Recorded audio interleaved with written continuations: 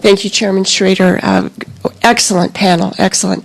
Chairman, like you, I established my own law firm, and so I went through the business formation myself, and I was the managing partner. So I've dealt with all of these issues that I understand. But also part of my law practice was advising clients on business formation. And it is so difficult when you're comparing the various entities to really come up with a clear picture of what is best. I also found out, I practiced in a small town, that it was hard to find bookkeepers, and that the level of advice from accountants varied. And they were all competent, but it's just that it's hard to understand the tax code. So you talk about these provisions, but interpretation can vary.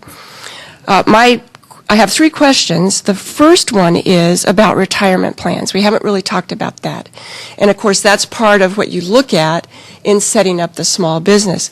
And I think the last time I counted, there were more than 20 IRA plans to consider. So I guess my question's for the entire panel, if you could just maybe touch on your thoughts about what we could do to help small businesses with retirement planning.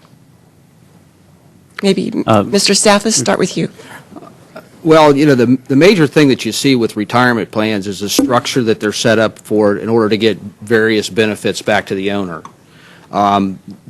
We went from a period of time back in the late 70s and early 80s when we had very complex plans being written in order to skew benefits to the owners. And then we flip-flopped back for a number of years and we went to very simple plans and we did away with a lot of the skewing that went on, and now we're going back again the other way where there's a lot of complexities that are involved.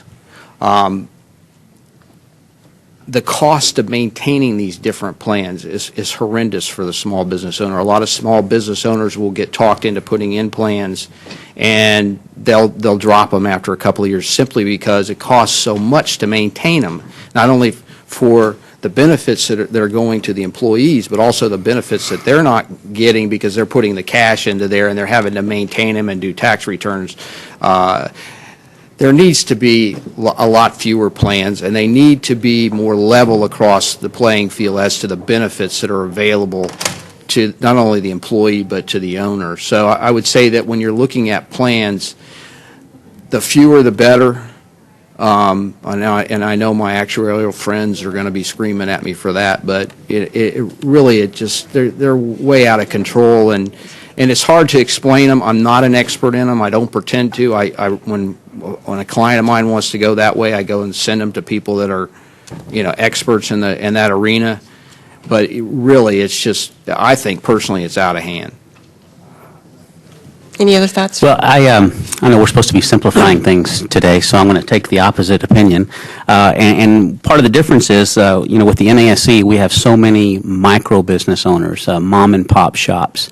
I think the retirement plan options is a prototype for simplification that the IRS and Congress have done a great job with over the last 4 or 5 years. Because just taking one example, self-employed pension plans, SEP accounts, are as easy to set up as opening a bank account.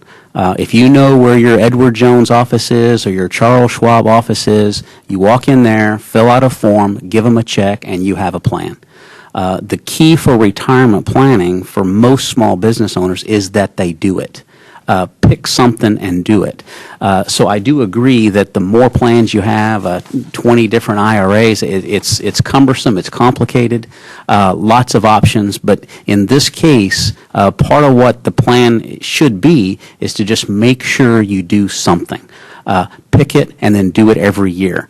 Because we can talk about the Social Security system, we can talk about whether it's going to be available for us or even for our kids, and that's very scary. But regardless of what happens, what's funded, what's unfunded, if we can encourage people to put money aside for their own future, that's exactly what we should do. So the SEP plans, IRA plans for the smallest businesses, I think are outstanding. I think when you get to bigger businesses with lots of employees and you have pension calculations and guaranteed funded amounts and unfunded amounts and possibilities of losing your qualified status, those things become very complicated. I think it's fortunate that the more complicated the plans are, typically the companies are bigger, and those are the ones who do have the accounting departments and the resources that perhaps maybe that cost is allocated appropriately. But what I'd hate to see happen is take away some of those options like the SEP plans that are available to the micro business owners, because that's the way they're investing in their own retirement today, and I like that part.